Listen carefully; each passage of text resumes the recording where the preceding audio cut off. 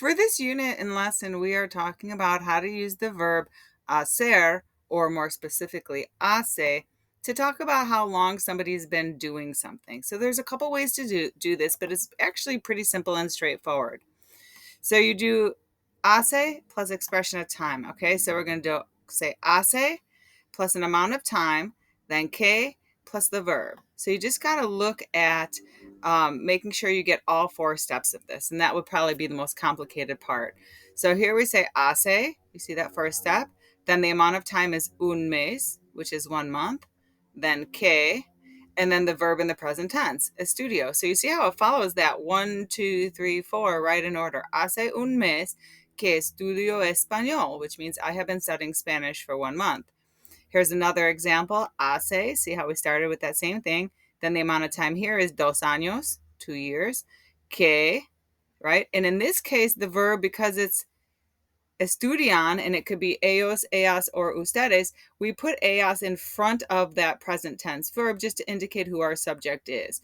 Okay, so this still is following that 1, 2, 3, 4, but sometimes you might want to put the subject right here, and you can do that. You leave it in, take it out, depending on what the ending of your verb is, right? Because sometimes we don't need the subject pronoun, but sometimes we do. We're not sure who our subject is. Okay, so hace 2 años que ellas estudian español means they have been studying Spanish for 2 years. Now, if you want to say it's been a long time since I haven't done something, then you just put the no right before the verb, as always, right? Isn't that always the rule? When we have a negative expression, such as the word no or any other word that's negative, it has to go right before the verb that's conjugated. So let's look at how this plays out. So hace, got that. Then the time is un mes, so 1 month. Que, right? Same as above. And then here's where the word no goes. No estudio.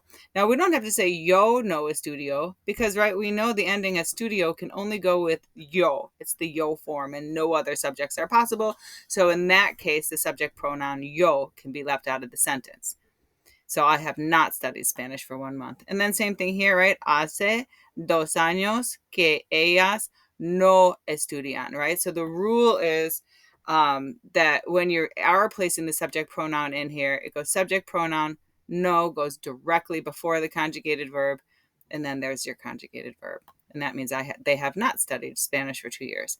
Now, there is another way to do this. I always use this top one, and this is the one that I hear most often. But you may hear someone say it this other way, so it's really important to know that there are two ways to express the same idea. Okay, so this one is verb in the present tense comes first, then desde hace, and then the time. So you say estudio, I have studied, or I have been studying español desde hace, and that's the same thing. Like, it's like since, until. It's really weird how it translates to English, but this is how you say the exact same expression as above. Estudio desde hace, and then the time, un mes. Ellas, so here we see the verb in the present tense. Ellas estudian español. That's the thing they're doing. Then desde hace, since 2 years. So they have been studying Spanish for 2 years. Okay, and then same thing here as above. If you want to make it no, you just, a negative sentence, you just put it right before the verb. So that would start at the beginning of the sentence now. So you can see kind of the differences in how words are placed. Like I said, this is the one I always use. And I'll share a little tidbit with you. I remember learning this when I was in high school, and this expression, when I started to use this, when I was like speaking to people and saying, hey, I'm learning Spanish, this was the one, like when I would say, hace 2 años que estudio español, they would always be like, oh my gosh, you speak such good Spanish.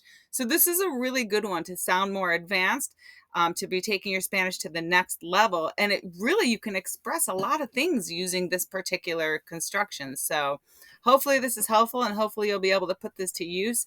When it comes to using the verb hacer, this is just kind of a recap. There are 2 ways to say the exact same thing. And so that's just to kind of remind you.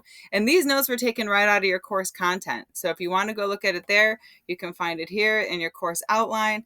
And this is where I found it in lesson 3. And no, they were both in lesson 3 on pages 3 and 4, 2 and 3. So there's page 3 and there's page 2. But hopefully that was helpful, and now you can start using that expression.